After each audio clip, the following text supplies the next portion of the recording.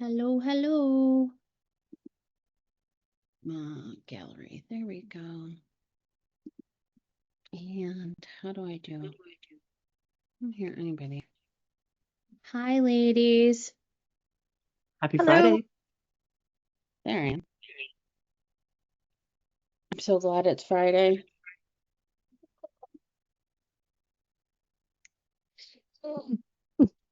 Christine, I've been thinking about you and I was like, oh, I gotta reach out to her. And then I didn't today or yesterday or the day before. But how are you? Doing okay. I'm Yeah. doing okay. So yeah, the things are getting busy again. I just launched the new project yesterday, so we'll see What's how that plays. This year we are talking about how reporting and analytics with an AI twist lead to how we can incorporate customer education and customer marketing content into customer health scores as leading or lagging indicators. nice. Yeah, I think it's going to be a really interesting conversation. Yeah. I mean, I think most of your conversations are interesting. So, how do you feel about Shannon moving over to the other company? I feel like I'm gonna miss her. I'm going to definitely miss the level of interaction, but I've had a little bit more time to adjust to it than most. Oh yeah. So, and she's agreed to keep up mixology at least through series 3. So Nice. we'll That's see if gonna she be keeps my it up after question. that. What's that, I was Lauren? going to ask if she was going to keep doing mixology, so I'm glad that she is. Yeah, she's agreed to do at least the 4 remaining episodes that we have for series 3. Good. She's such a great person to have in any field, so I'm a little sad she's moving on, but I'm also like I know she can do so much in what she's going to be doing, so I'm happy for the kids and the school and, But people yeah, that involved. she's been working already so very hard with them. Hmm. Yeah. And so having them now give her recognition for all the work that she has done on, for the most part, a volunteer basis Hmm. is really, really, really good. Yeah. Yeah. Yeah. She's got a beautiful heart too for people and the Yeah. students and all of that. So I'm glad to see that. Hi, Lauren. How are you? I've been thinking about you too. I'm like, I haven't seen her, I don't think much since the conference. I know it's been a wild ride. It's all good, but it's yeah, a lot of transition. So I'm not on the marketing team anymore. I moved over to what we're calling customer experience, Oh, okay. and I am in the process of forming a new team that is going to, I think we're going to call it customer engagement. And it's basically going to be elements of customer marketing, not so much like the stories, but other pieces, community, um, Mm, events, trying to think, things like advocacy, that kind of stuff. yeah, And we're going to be joined with scaled customer success. makes a lot of sense. Yay. Yeah, so I think it's going to be really good. I'm excited that it's all coming together, but it's also our product is very technical. And so as I've been just like dipping my toes into some of the scaled customer success stuff, I'm like, oh boy, like Yeah. I got a lot to learn.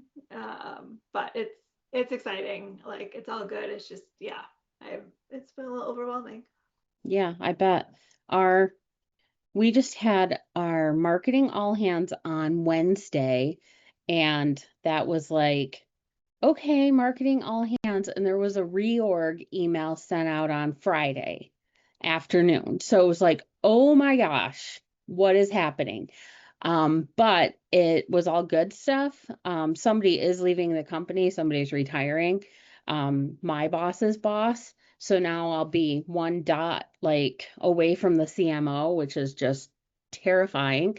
And then my boss has had some things where she's got to be out for a while. So I'm not, yeah, it's a little scary. So then I was excited because, oh, okay, my job's good. But then on Thursday, they were like, we have to do a whole lot of training for customer facing positions for, anybody that's going to be handling customers in all these different areas. Well, I handle customers in all areas. So that's 75 products with like multiple products under each one. And then we have like different people who own different features under those products. So we have a lot of education that I specifically will have to do. And they want to do, I've already had 5 new teams reach out for the community and getting space on the community for this year. So I've just gone from a great, like the first week back where everybody reached out to now the company is like shifting to this community focus with tons of people wanting to get on there. And I'm like, oh, so it's good. My job seems safe for now. And I'm actually like getting some things done. I started a community page, like community welcome page for our customers because I didn't think they were easily finding things. And then I found out that we're supposed to be doing the company-wide initiative is this digital front door. And my boss is like, oh, you already started it. So you're going to do the digital front door. And I'm like, yay. So just thinking of what you said, Lauren, and all the changes, um, very different, but Yeah. also a lot of work to do. But also sounds like good changes, which is Yeah, always. yeah. Yeah, it'll be good for our customers. We really need more people involved. There's just no way I can answer most questions. And I spend most of my time just working internally, trying to get things in place. So I told my husband, I'm like, eventually I'm going to have to hire somebody, and that terrifies me. I've done it before. I just don't love doing it. It is different. Like I feel because in this role, so the last like what almost 2.5 years that I've been here, I haven't had any direct reports, and now like taking that on again, I'm like, oh, I feel the weight of Yeah. not And I think only it's different too, right? Because yeah, there's so much that has changed in the market, so in with jobs and everything else, I feel like it's a little different. yeah, definitely. Yeah. So earlier this week, we had our second AI study group, and Colleen came and kicked ass. She shared what she's been working on in Notebook LM, so that's been really exciting. And I actually signed up for a paid account on Notebook LM today because I saw that I can import like hundreds of sources, which each source for me would be one of our webinars. So I'll be able to bring that all in and like share that publicly for the whole community. So I'm really excited about that. Look at you. Yeah. The working group? The working group. Oh, I started an AI study group. So basically we're just coming up with problems we want to solve with AI and then walking through like how we're going to do that. Or like Colleen did this week, she shared what she did to um, work through a solution she wanted to do. Yeah. I wouldn't mind joining that if I'm available. Yeah. Yeah. We're doing it every other Tuesday at noon and for like 45 minutes for whoever shows up. So I'm sending out invites. You show up once, you'll be included in the group chat on the community. And this week she was sharing how she imported all of this content and asked, what was it, Perplexity or Google Gemini to help her create a prompt. And then she took that prompt and used it in ChatGPT and in Notebook LM, Colleen. Yeah, so I used Gemini to help me create the prompt, and then I just cut that prompt and put it into Notebook LM after I did all of the uploaded all my sources. Yeah. So Yeah, using AI to use AI, I guess. Are I you saw record? somebody.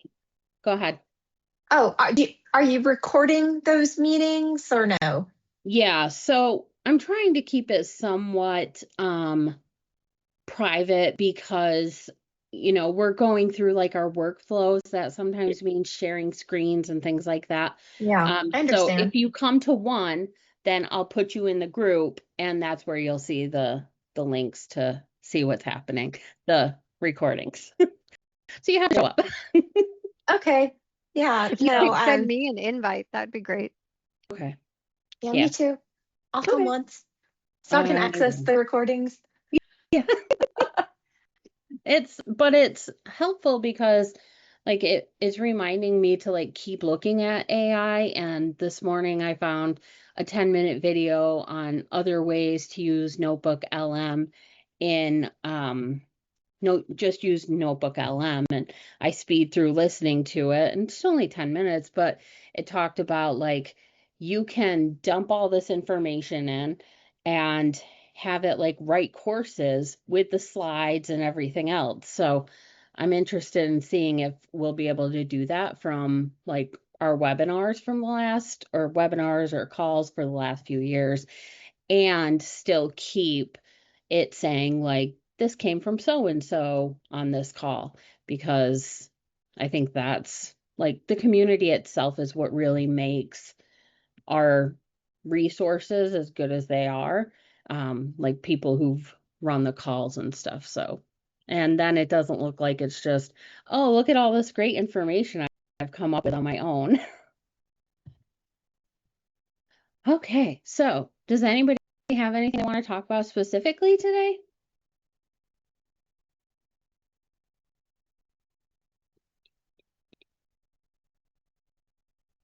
No? I was hoping Jenna would. If nobody else has anything, I would love to talk about peer reviews. I know it's like ad nauseum. We go back and forth with all this, but if anybody wants to pipe in on who owns them, like there's the whole like profile, keeping that up to date, mining the data, taking the good feedback, putting it, into marketing collateral, taking the bad feedback and getting it to the product team. And, then there's the old sourcing reviews or feeding the beast. Like, I would love to hear who's owning it. What team does it sit in? Do you share it? Because we are like, it's like a hot potato where we are. And I feel like it's such a missed opportunity, but I also don't want to take it on all by myself. So anyway, if anybody has any feedback, and particularly we used Gartner Peer Insights, G2, and PeerSpot. Okay. I mean, I feel, yes, it is a hot potato. I've been owning the review generation piece of it, and then passing off a lot of the rest of it. Or I'm trying to anyway, pass some of that off to product marketing, sort of under the guise of analyst relations.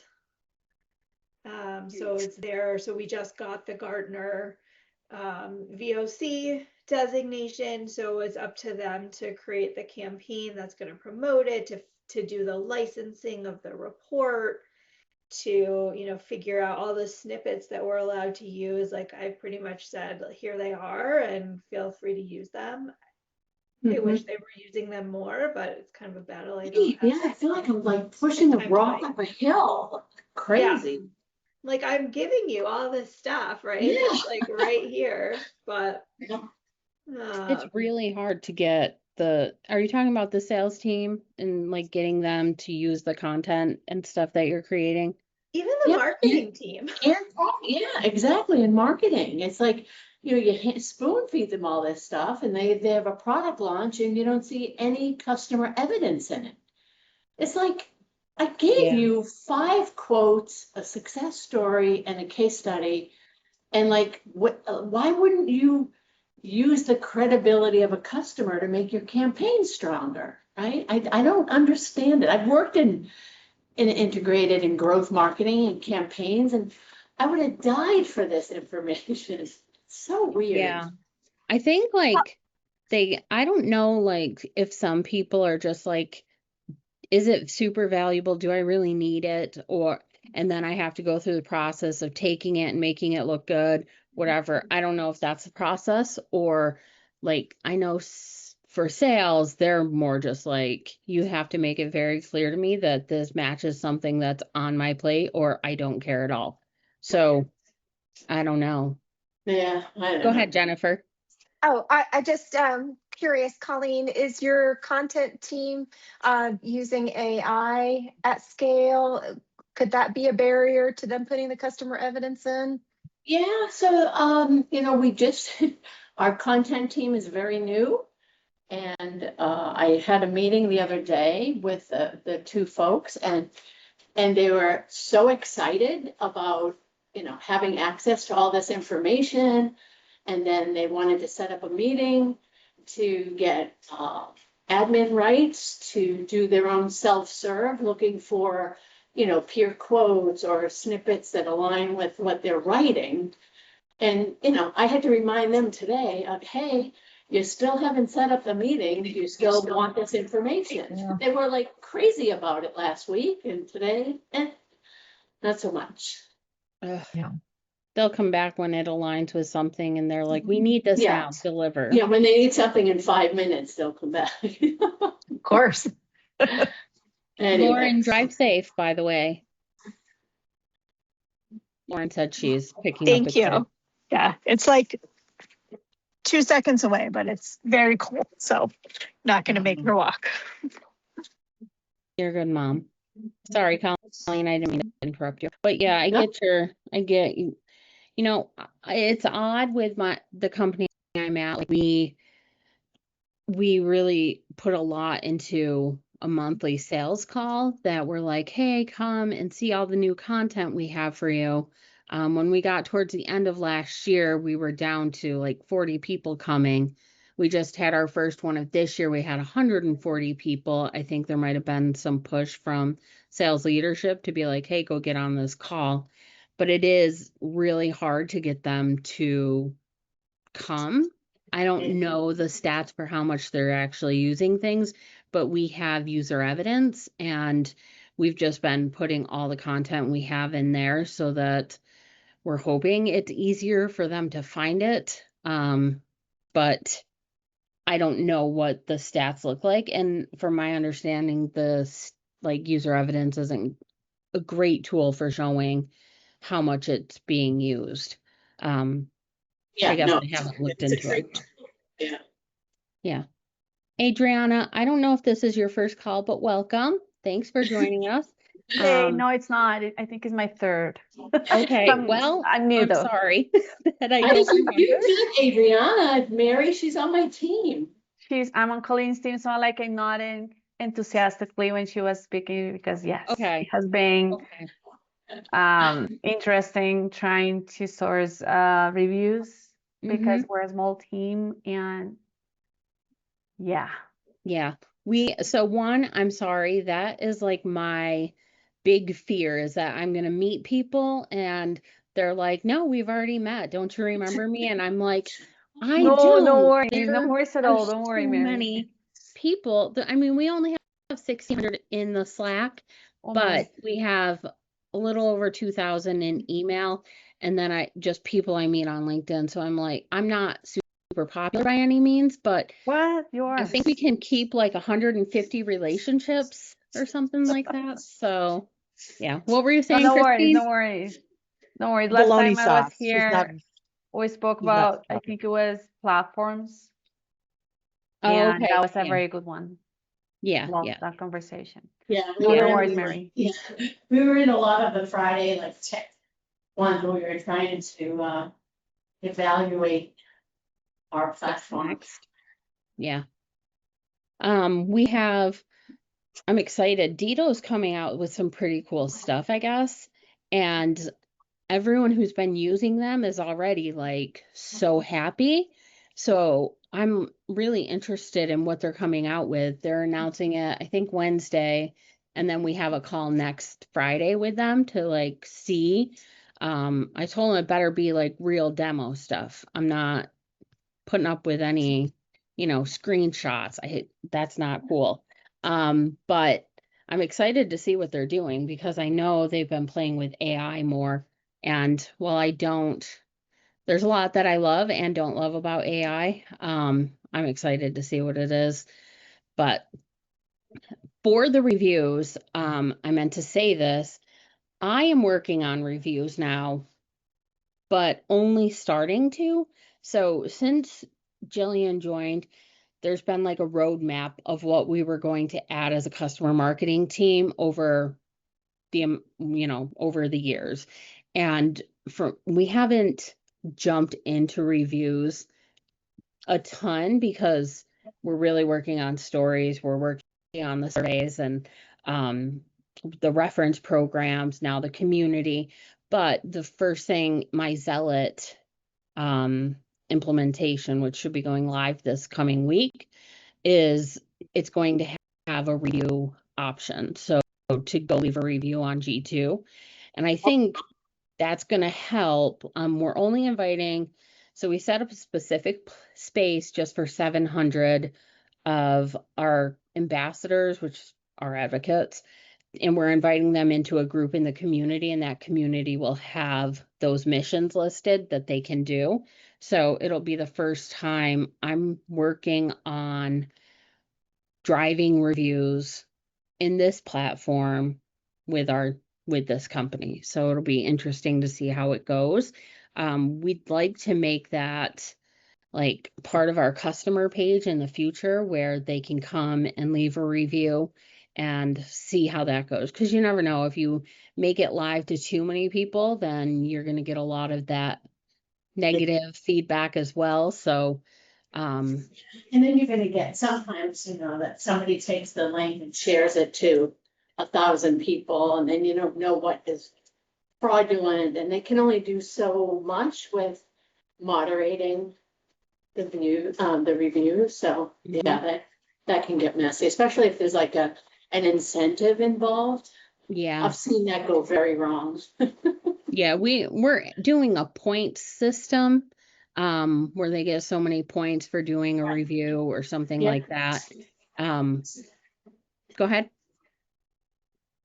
No, I didn't. I mean, Yeah, we'll just see how it goes. It's also, we're putting it out to all of our ambassadors, and so it'll be interesting to see what products get reviews, what products don't, and then that's only G2. So then we've got to think about how we're tackling Gartner Peer Insights, which I don't know if we already have a strategy for that or not, because I've really just been working on community for the most part. So it'll be interesting and see what happens this year. Does anybody else have any experience with driving reviews? I know some of you have, so hop in and share. I am a fan of the point system, basically, and getting it and making the points across all of the platforms that you're looking for reviews on, and making sure that those reviews get updated on a regular basis as well, so that they don't get stagnant. right. And that I've built all of that. The last time I built all of that into my ambassador program. So as you advanced in the ambassador program, you got more points for doing all of those things, which released swag and access to product, which is what it's kind of like the gold standard. Everybody wants to be able to sit down with the product team and say, why aren't you doing this for me? Yeah. And so that was the winning prize, basically. If you did all of these things as acts of advocacy, then you got to sit on the product advisory board and meet quarterly with product. Mm. Which platform, if you don't mind me asking, are you using to manage all of that? Like, the points and, getting You know, I was customers to using the my next community level. program. We were insighted users right at the time that they were acquired by Gainsight, and I gamified the activities in the community because that was also part of their responsibilities. They needed to be active in the community. Okay, great. And then we just gamified them up. And when they hit a titanium level in points, then we gave them membership to the product advisory board. Great. Colleen, are you having a hard time driving views or like driving interest for people to go do the reviews, or like what have you already tried? Yeah, so we have paid listings, and I believe that our cross-functional teams use that for like intent data, lead flow, all of that type of thing, right? But nobody's driving the reviews. And it's really weird. Like we've got, our group of guardians, which is our advocates that we manage, but there aren't enough of them to drive the kind of traffic that we should be getting. And it's really strange. We have a customer success team that owns most of the customer comms. And so like, there's not really a specific customer marketing function where I think that, a lot of the review collection would come from, right? So I'm trying to not take on too much, but do something so that we don't look immature, I guess, against our competitors. So I didn't know, like, whose team usually owns it. It's not really an advocacy piece unless you are dealing with your advocates, right?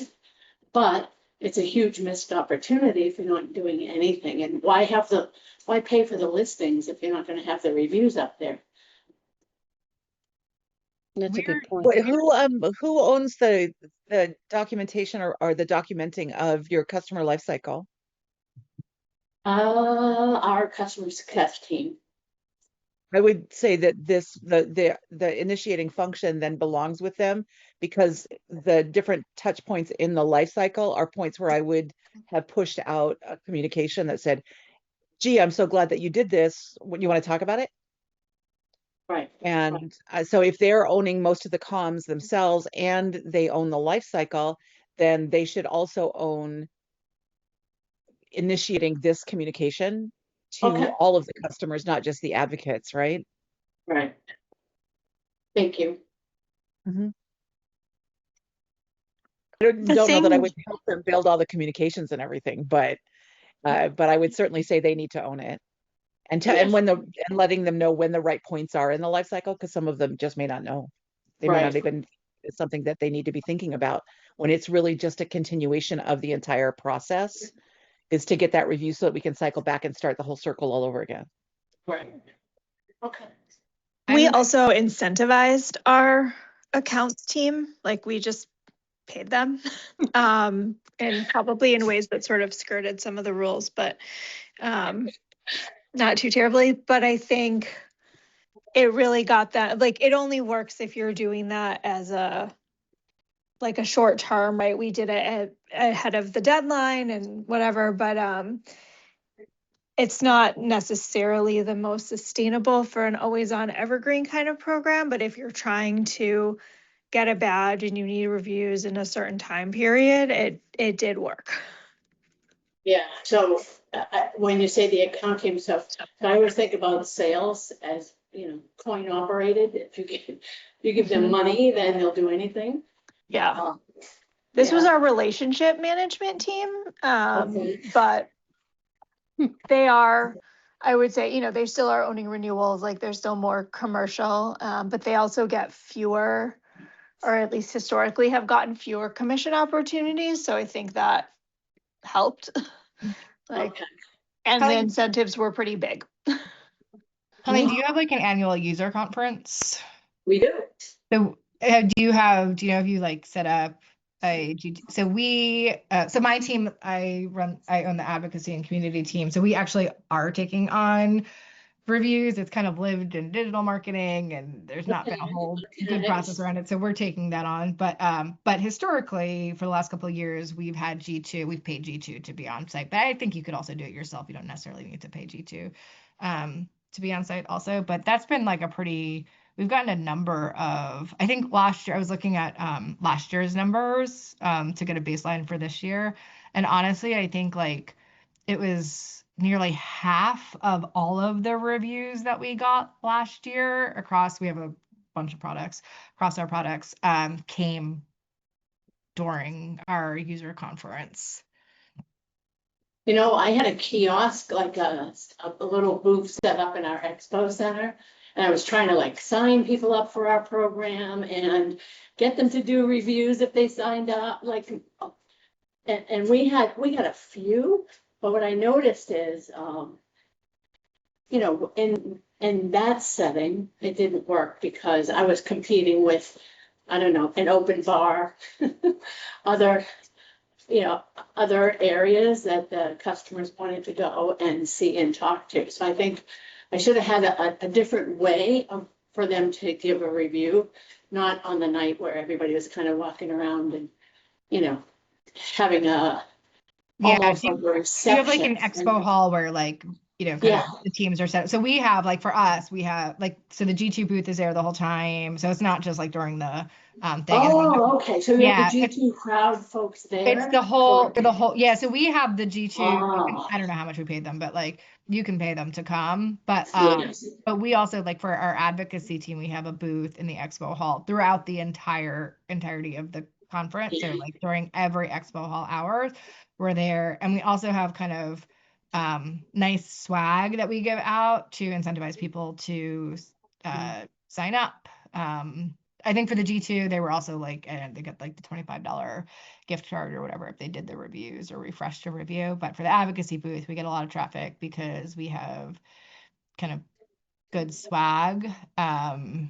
And it's like stuff that people want. And it's not like nothing crazy. Like we had like a nice, like kind of branded water bottle that had like a really nice design on it. And the water bottle itself wasn't like, it wasn't like a Stanley or anything like that, but it's stuff that catches people's eyes.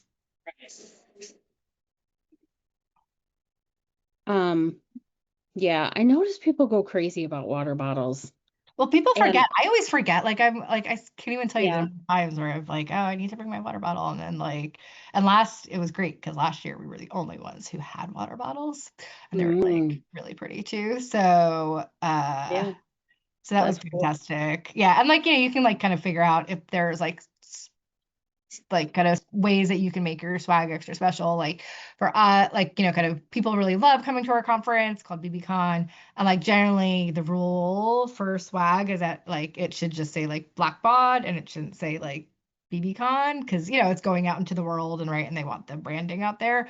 But kind of we make an exception. I have made the exception, and my boss thankfully is the head of VP of global brand, so she has not said no to that. But we have like, you know, kind of our water bottle every year says like BBCon, you know, in the year. And so like it's just kind of like a nice extra thing too. Like they can't get that somewhere else. Like if they want the BBCon flag, it's at on the advocacy booth.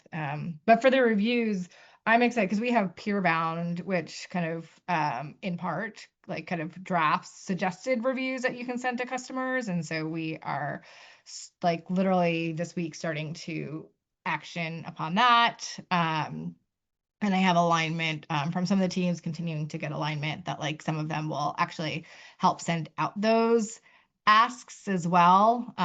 You know, particularly the ones that have like the close relationships with customers, and kind of our hope there is that because there's that close relationship, if they're getting that ask from the person that they really like, that they'll feel more compelled to, you know, do it, and you know, hopefully making it easy for them to go. Relationship makes a difference, I think. For like sure.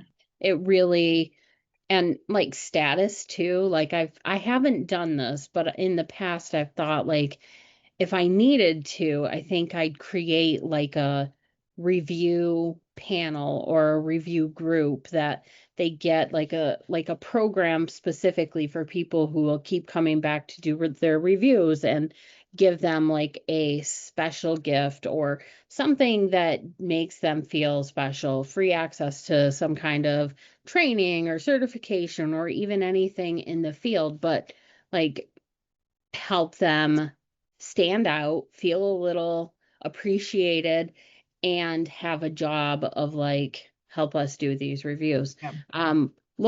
Thinking back about some of the different things we've talked about in the past as a community, one of the things that I remember is putting a review request on a login page for your app, if that's something they have to log into regularly. And then, like Christine said, different places in the life cycle or in-app pop-ups that ask them to go leave a review. I've also heard where people do it right after onboarding as well, because they've started building, they have that relationship build up with the onboarding team and stuff. I've heard people really do get a lot of reviews that way. I personally, as somebody reading reviews, don't appreciate that, but Right. Because what can they really say? It might depend on the product too, right? Yeah. Like Mhm. for our products, if you've literally just onboarded, like you're not really going to be able to say Yeah, you won't have. anything about it. Yeah. You can Just speak come- aspirationally, like, and you can say you like, you had a good implementation, but like, Yeah. you're not gonna be able to go in depth on anything. Yeah, I like the idea of maybe creating an automated workflow that, okay, at 6 months from the time you purchase, might be a good time, right? For, I don't know, I always think that we should align NPS with something else, right? Because the NPS is like, okay, it takes 2 minutes, it's one question, you're reaching out to customers to do sort of a sanity check.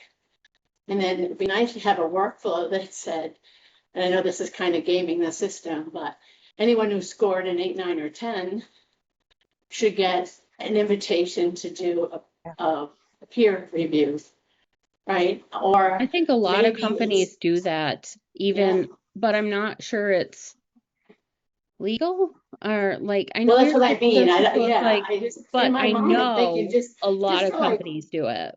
ease of efficiency, like if I took 2 minutes to do something and I sent it and then I got another email saying, oh, since you did that, how about doing this? You know, depending upon my mood, I might do it because I'm in the mood to give feedback, or it might just piss me off. Like, look, I just did this for you, right? Like, please. So I don't know. I'm sort of debating where that will be. It definitely depends on the mood, doesn't it? Oh, yeah. Yesterday we went out to dinner with our kids. All of our kids went. Now, that's really hard to get done because Yeah. the older two are adults and they're like, no, I don't want to go out to dinner with you. Now, when parents asked me to go out to dinner or go to ice cream or anything when I was young, I was like, yes, hell yes, let's go. My kids, you have to beg them. It's so weird. But we went, we had a great time. We get back, and my son was like, he's 11. He's like, oh, I reset the iPad today and I don't remember the password. And I just got in this spiral of, I just need help with this. Why can't I figure out how to get this done? And I went to a YouTube video, and the guy's like, oh, I'll help you get it. He spent 4 out of the 6 minutes talking about how this is going to help me when all it was reset the video. I was so mad at that guy. And I'm like, how did this happen? Like, It's we like just the go recipe from, articles. yes, like, what is happening? Just tell me what I need to know and get out of my way. I'll give you all the likes. So I I don't said, care about your vacation. Just tell me what yeah, ingredients I need. gosh. So I get the mood is everything. Like, if I'm in a good mood, I'm like, yay, then sure, I'll go do your review, even though I really don't want to because it's work and I don't want to do it and I don't want to think right now.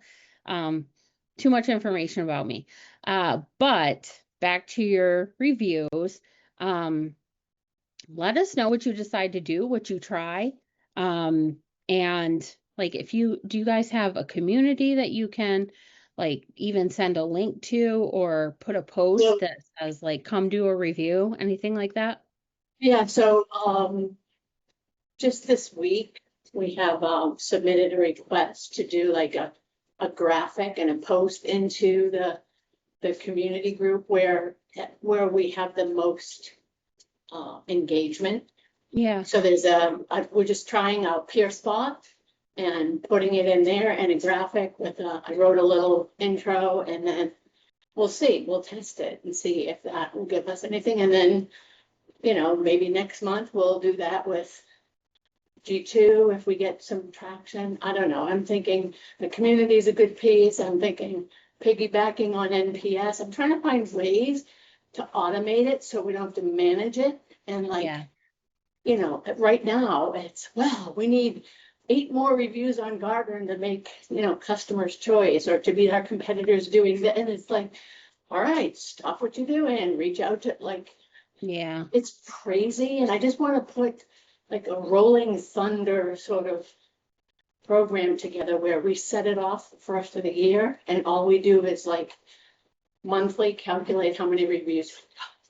I know that sounds crazy, but I know there's a way to do it. Do you have a reference program so that when people join the reference program, they're given a link to, hey, you could also go leave a review here? Or after they've done a reference call, you can say, thank you so much for doing a reference call. If you'd like, here's where you can go to earn some more points or whatever else and leave us a review. Yeah, so Adriana and I will work on a plan to do just that and, try to work it into systems that we already have going rather than reinvent the wheel. Do you also have like a list? How many advocates do you have? 150. 150? So you don't want to send out do a campaign every quarter or anything like that, but do you do a lot of back and forth with certain advocates that you're like, oh, I know this advocate would definitely do it, I'll just send it to them? Yes. Okay. Yeah, but that doesn't really give us the volume Right. that I'd really like to see, right? Because we have very happy customers. We have very many of them, right? So I just wanted to, I don't know. I just think that there's a way for smart people to set it up so that it works in the background. And I thought here we could sort of talk through some of it. Yeah, no, absolutely. And Christine, thank you for sharing that. Thank you, Christine. Yeah. Adriana, can you grab this? I don't know if anybody can tell, but I'm using my 1 hour here to myself for the day on the treadmill. No worries, I'll grab it, Colleen, because this is gold. Good for you. Oh, and I won't put my camera on because I don't know about you, but when I see somebody on their treadmill on a camera, it makes me motion sick. Oh, yeah. So I'm sparing you all that. I don't usually have that. I usually just get like, oh yeah, sure, showing off that you're working out. No. When I go to too.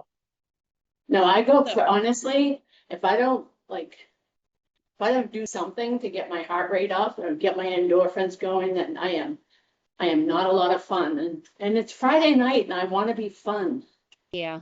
I watched a video this week, this is so off topic, but it was, sitting is killing you. And I'm like, yeah, I know, everybody says that, but I'll watch it anyways. And it was actually very interesting because it wasn't like get a standing desk and jump on your treadmill. It was every hour or half hour, the more often the better, but take a 5-minute break because when you're sitting, your legs aren't filtering your blood the way that they normally would, which I didn't know your legs help do that, but the muscles in your legs help filter your blood and lower your blood sugar and things like that. And when you sit, you're often like hunched one way, hunched forward working, and it compresses your diaphragm in your lungs. So you're getting less oxygen to your body than you normally would. So it's best to get up and walk for a few minutes every hour. And they did a study with people that were, workers like us, that were like, oh, I can't do that. I'd lose my train of thought.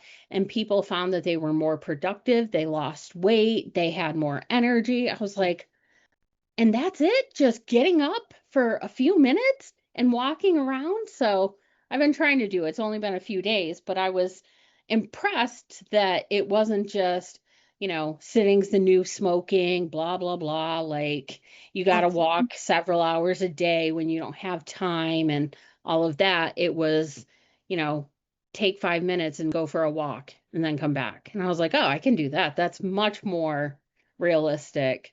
You have an Apple Watch? I do. Because Yeah. I get, like, if I haven't stood up every hour, it will tell me to stand. Yeah, mine does Usually it I just tell it, intermittently. usually I just tell it something else. But sometimes I'll be like, okay, I do need to stand. Because I can get so involved that I could sit for 4 hours without move, like, and it's Oh, so bad. And I know the next day my back hurts, my hips hurt, like, it's not good for you. Yeah. And that was one of the things too, is that if you do this more often, most people experience less pain. And I was like, Right. oh, I thought, yeah, that's a good idea. So I tried it. I started it yesterday and my husband asked at the end of the day, how'd your walking go? And I was like, it was going good until I went from 1 to 323 Yeah. because I got so stuck in doing what I was doing that I totally just got in the flow. That's what I say. But anyways, it was interesting. I don't want to get out of it. Like, Yeah. oh no, like I'm locked in now. I don't want to do anything to mess it up. Yeah. Well, Christine Every and morning when I put my go ahead. calendar, every morning when I put my calendar together, I block out time to go do something. So like my alarm's going to go at 1 o'clock to tell me to go onto the elliptical, Mm, and then at 3:30 it's going to go off again and say go for your neighborhood walk. yeah. Oh wow. I That's good. schedule the time every morning based on what my meetings look like that day. Mhm. Oh, that's a great idea. I just started a new, I'm really bad at scheduling everything I need to do and planning everything out. So I started a new format in my Remarkable notebook this week, and I've gotten so much more done that it's been really exciting. So I'm like, okay, I added the walking part as a section, and I had 3 days of really tons done where I could be like, I am so proud of what I've gotten done. And I wrote it all down. Like, I wrote down the tasks that I needed to do, and then I wrote a log of what I did so that I could say, okay, I feel comfortable with what I've gotten done today. And it just makes me feel so much better about the week. So I get it. I was going to say though, Christine Newman and I think Christine was in there. We did the course with Captivate Collective last month, and they had 2 or 3 people that were doing the course and walking at the same time. And I was just so annoyed. You people. To see this. Yes. But I realized somebody was like, yeah, it took me a while to move at the same time as work. I had to learn how to do it. And I was like, oh, that's the secret. So I thought everybody just hopped on their treadmill with their new walking desk and walked in place and they were perfectly fine. When I tried it the first time, I tripped and fell off the treadmill and got hurt. So I was like, this clearly isn't for me. I don't know what I'm doing. That's so funny. Thank you. I'm glad I got hurt and that helped you. No, I don't want you to get hurt. And that's another thing when people are on a call on their treadmill, and this sounds so ridiculous, but I'm worried for them because I'm thinking I would fall, I would just forget and then slip right off the back of it. Yeah. I'll break a tooth or something with my luck. That's why I like my elliptical better than a treadmill. It's much harder for me to be harder to fall off of. the natural klutz that I am. So yeah. Well, we have a few more minutes. Does anyone else have anything customer marketing or, business working related they want to discuss? No? Okay, well, I'll just fill in. So we have next week, Dito is doing a demo. Then in a couple of weeks after that, Peerbound is doing a demo. Slash expert, I still want to talk to the community board. Slash experts wants to do a demo of how they manage references. And Champion's either going to do a demo or a webinar soon. I'm hoping it'll be a demo because I know they have some updates as well that they want to share. And we have the first week of February, I think it's February 7th, is our February Tech Talk. So it'll be good because I had to actually skip the January one. We can talk about whatever you're thinking. We could talk about what Dito shared on the 23rd, any of that.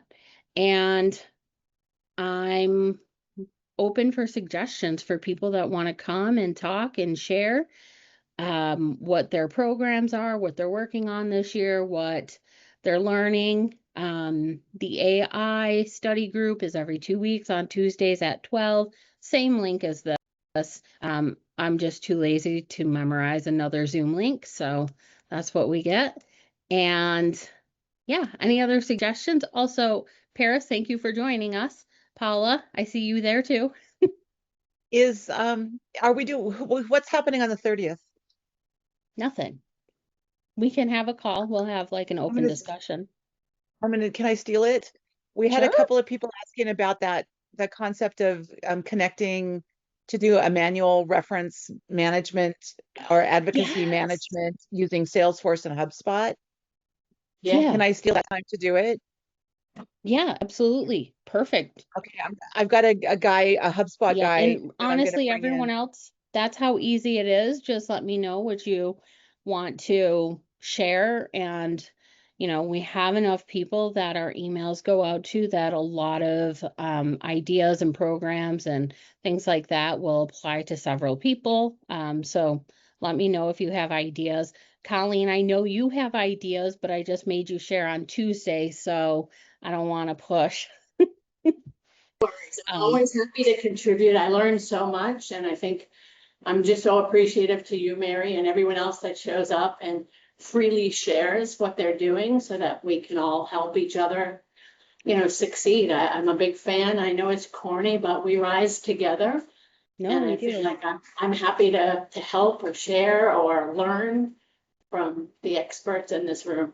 Yeah, I mean, and that's the thing, like I may manage the community and I'm the owner, but like it's everyone in the community that really pops in, contributes. It's Christine and Lauren and Marjorie and Paula and Adriana and Paris. I'm not sure if you have yet or if we've met, um, but I'm Mary. And it's just everyone. Sienna, Daniel over the years been in and out, and it's just like we have people that we work with. Like these are our colleagues now. I mean, yes, we have the ones that we work with at our companies, but those change way more than they ever did for our parents. So this is who we work with these days. At least my perspective. Yeah, and it's not like you can take a college course and figure all this stuff out, right? We really kind of learn by doing and sharing. Yeah, for sure. Okay, well, right. I will let you all go a few minutes early this week, and next week, Dito, 2 p.m. I'm just excited to see what new technologies and what new things are going to be possible in our space as this continues to evolve and we all seem to take on more responsibilities. So I hope I'll see you then. And if you need anything in the meantime, just send me messages on the community over and over until I respond. Thank you. Thank you. Have a good weekend. Bye. Everyone. Thanks. Bye.